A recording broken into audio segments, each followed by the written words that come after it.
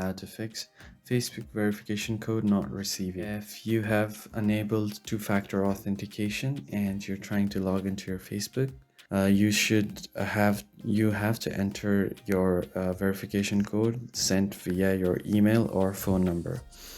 But if you have set your phone number and you're still not receiving the verification code, the first thing you can do is long press on the app, go to app info, and you have to make sure that your permissions are turned on. So that might be because Facebook does not have access to your call logs. Tap on it and allow the permission.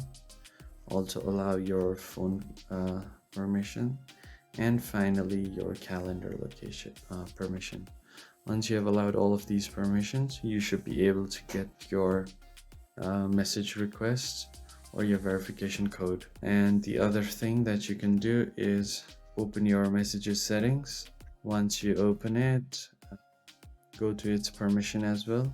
You can reset the SMS access once, so don't allow it for once and then allow it again.